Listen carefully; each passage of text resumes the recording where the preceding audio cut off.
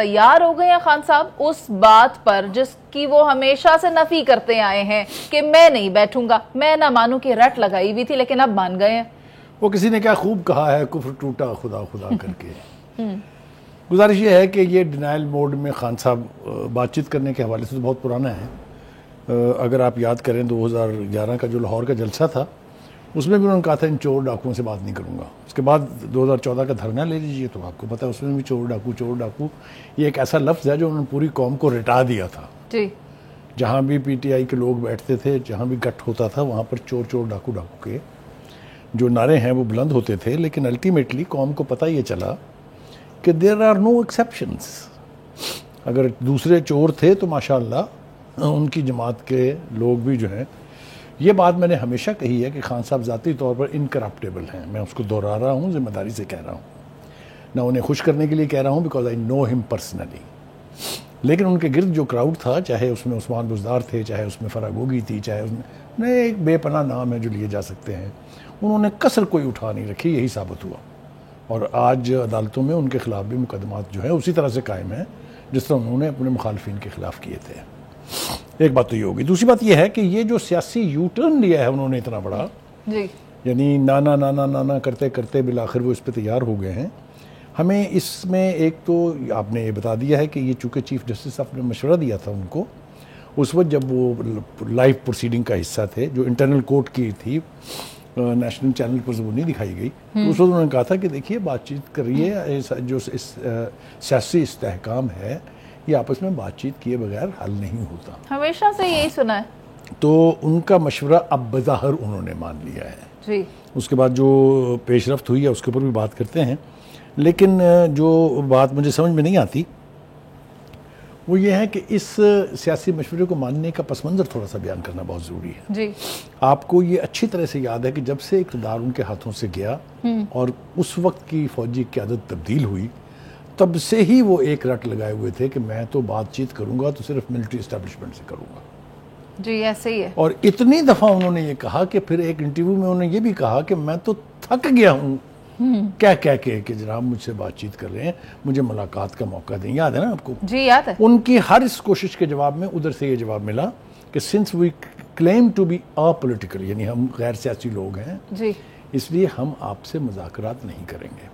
اس کے بعد پھر انہوں نے ایک دوسری کوشش شروع کی کہ چیف آف آرمی سٹاف جو ہیں میں ان سے ملنا چاہتا ہوں۔ اچھا، یہ سب کچھ آپ کے علم میں بھی ہے، ٹھیک ہے؟ اس کا بھی جواب ان کو نیگیٹو میں ملا کہ نہیں، مجھے نہ ضرورت محسوس ہو رہی ہے اور نہ ہی اس کا کوئی فائدہ ہوگا۔ جب ہر طرف سے وہ مایوس ہو گئے ہیں اور یہ بھی دیکھ رہے ہیں کہ کیسز جو ہیں ان کی جو نوعیت ہے یا جو نئے کیسز بن رہے ہیں، جلد ان کی رہائی جو ہے وہ ممکن نہیں ہے، ایسی صورت میں ان کے پاس آپشنز کیا تھے؟ انہوں نے مشورہ مان لیا چیف جسٹس صاحب کا، بڑی اچھی بات کی انہوں نے، اور انہوں نے خط لکھنے کا فیصلہ کیا ہے چیف جسٹس صاحب کو۔ تو اس حوالے سے میں یہ کہنا چاہوں گا کہ ایک تو یہ یاد رکھنا چاہیے ان کو اور یہ باور کرنے کی ضرورت ہے کہ اب سپریم کورٹ وہ سپریم کورٹ نہیں ہے جس کے وہ ماضی میں عادی رہے ہیں۔ اچھا، خط لکھنے کا مقصد بظاہر یہ ہے کہ شاید چیف جسٹس صاحب یا سپریم کورٹ سہولت کاری کرے گی مذاکرات کرانے میں، مجھے ایسا نہیں لگتا۔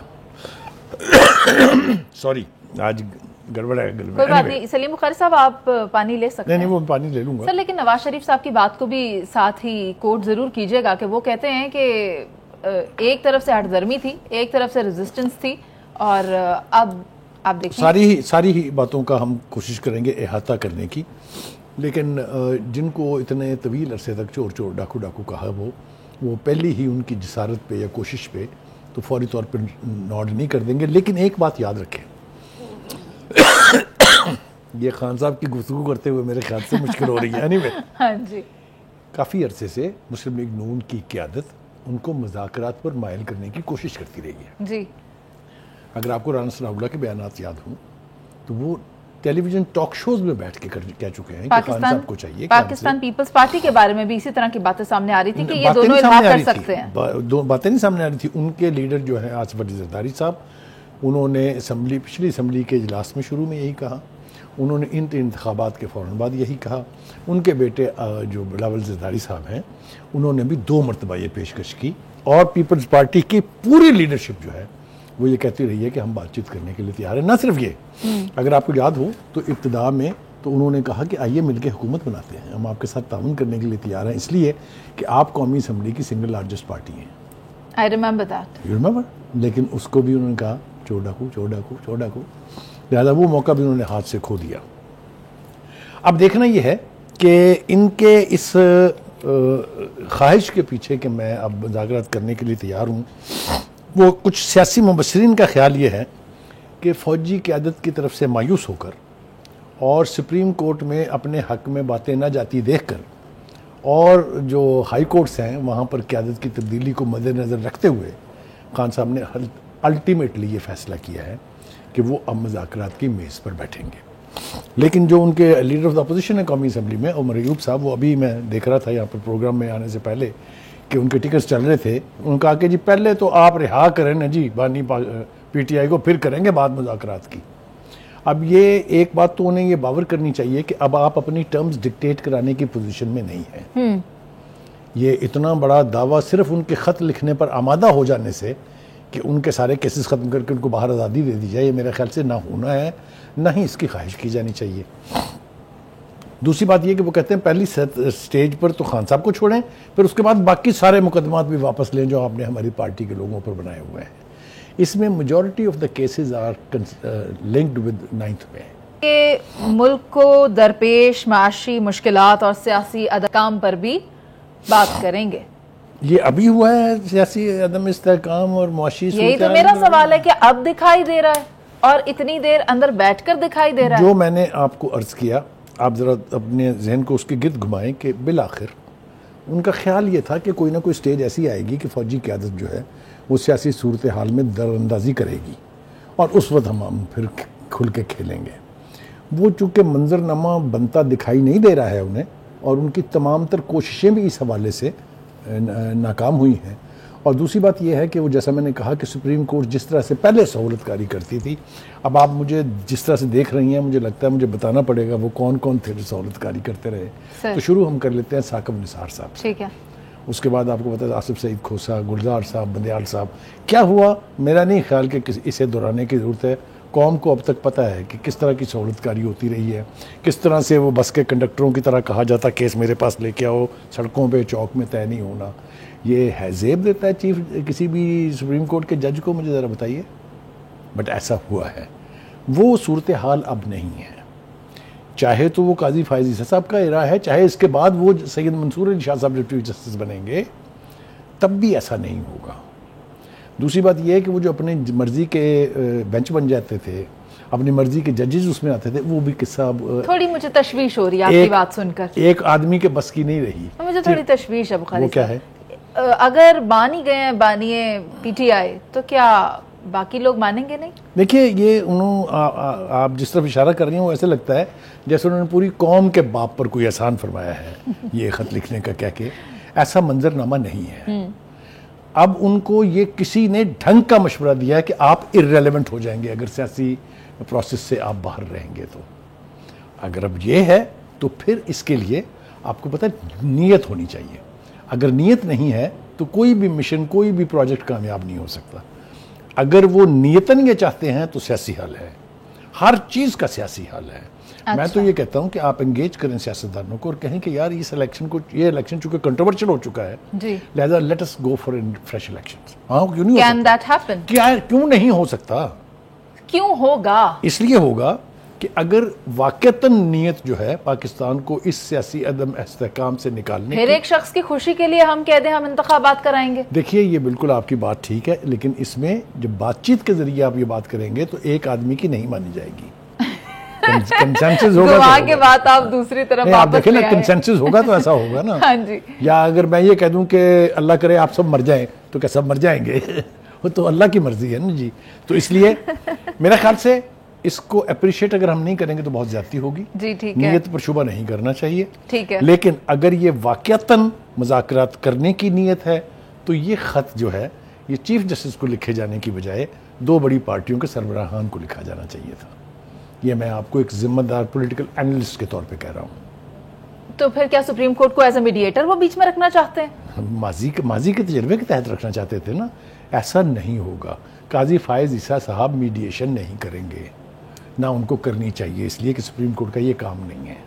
جی بالکل. ٹھیک ہے. دیئرفور پی ٹی آئی کو یہ چاہیے, میرے خیال سے ہمیں اتنا حق تو حاصل ہونا چاہیے کہ ہمیں ایک مشورہ دے دیں ان کو جی کہ آپ ریپو بنائیے پولیٹیکل پارٹیز کی قیادت کے ساتھ. اس میں 3 بڑی میجر پارٹیز ہیں جن کے ساتھ آپ نے کٹی کی ہوئی ہیں. ان میں ایک پاکستان پیپلز پارٹی ہے, دوسری پاکستان مسلم لیگ نواز ہے, اور تیسری MQM ہے. ٹھیک ہے. یہ ریئلٹیز ہیں, یہ پارٹیاں گراؤنڈ پر موجود ہیں, ان کی صحیح. فالوئنگ ہے, یہ ہوا میں کاغذی پارٹیاں نہیں ہیں. اور یہ بھی تو نہیں نا بخاری صاحب کہ ایک جماعت کے لیے آپ میڈیشن کا کردار ادا کریں تو جو باقی 22 لاکھ مقدمات آپ کے پاس عدالتوں میں آ کر پڑے ہیں ان بیچاروں کا کیا قصور؟ میرا ذاتی خیال یہ ہے, ہم یہ توقع رکھیں گے قاضی فائز عیسیٰ صاحب سے کہ وہ جس طرف آپ نے اشارہ کیا نا, وہ جو اتنی بڑی فائلوں کے ڈھیر لگے ہوئے ہیں ججوں کی ٹیبلوں پر, اس طرف فوکس کریں. سیاستدانوں کو سیاست کھیلنے دیں. جی. کیونکہ اگر آپ ایسا نہیں کرنے دیں گے تو وہی حال ہوگا جو پہلے ہوا ہے. آج کا سیاسی عدم استحکام گزشتہ دور میں کی گئی سپریم کورٹ کی سہولت کاری کی وجہ سے ہے. میں ذمہ داری قبول کرتا ہوں اس بیان کی. لیکن آپ نے ذمہ داری قبول کرنی ہے, اس سے ہوگا کیا؟ میں تو کہتی ہوں جنہیں ذمہ داری قبول کرنی چاہیے وہ قبول کریں تو ہمیں کچھ نتائج ملے. یہ اگر ایسا ہو جائے کہ میں اور آپ بیٹھ کے اس پروگرام کی ٹیبل کے اوپر خواہش کریں اور وہ پوری ہو جائے تو یہ ملک سمر نہیں جاتا. ہزاروں خواہشیں ایسی کہ ہر خواہش پہ دم نکلے. لیکن بخاری صاحب اب یہ بتائیں کہ ہوگا کیا PMLN, کیا پاکستان پیپلز پارٹی اور جن جماعتوں کی آپ نے بات کی یہ اکٹھے ہوں گے ملک کی خاطر؟ اس سب کچھ کا دار و مدار اس بات پر ہے کہ پی ٹی آئی کتنی نیک نیتی سے, کتنی کلیئرٹی کے ساتھ مذاکرات کا راستہ اپناتی ہے. ابھی تو خط لکھنے کی بات آئی ہے, اب دیکھیں گے وہ خط کیا ہے, اس میں کیا کہا جاتا ہے, اس سے انٹینشنز طے ہوں گی نا. تو I think we should wait till that letter comes out. اس کے لیے انہوں نے ایک کمیٹی بنا دی ہے, لیگل کمیٹی جس کو وہ کہتے ہیں, وہ اس کے مندرجات جو ہیں ان کی نوک پلک درست کر رہی ہے. سو آئی ایکسپیکٹ کہ by tomorrow may be that letter comes out. Once that comes out, then we will know what PTI chief wants actually. بخاری صاحب, سلمان اکرم راجہ صاحب کی بھی سٹیٹمنٹ ہے, ہم اصولوں پر بات کرنے کو ہر وقت تیار ہیں. تو کیا پہلے باتیں اصولوں پر نہیں ہو رہی؟ یہ کون صاحب ہیں, کس کی بات کر رہی ہیں آپ؟ سر تحریک انصاف کے سلمان اکرم اگر یہ راجہ. باتیں سلمان اکرم راجہ صاحب نے طے کرنی ہوتی تو بہت دیر پہلے ہو گئی ہوتی. ٹھیک کہہ رہے ہیں آپ, لیکن لیکن آپ کو پتا ہے اس پارٹی کے اندر سوائے ایک شخص کی کسی کی نہیں چلتی. ایگزیکٹلی. وکلا کے کو 5 دھڑے ہیں اور وہ ہر بندہ اپنی اپنی توتی بولتا رہتا ہے, اثر کسی بات. بخاری صاحب لیکن آپ نے درست بات کی ہے کہ اس چیز میں جس کو ریلیونٹ ہے ان کو اگر آپ ڈائریکٹ مخاطب کرتے ہوئے بات کریں تو پھر ہو سکتا ہے اس کا کوئی حل بھی نکل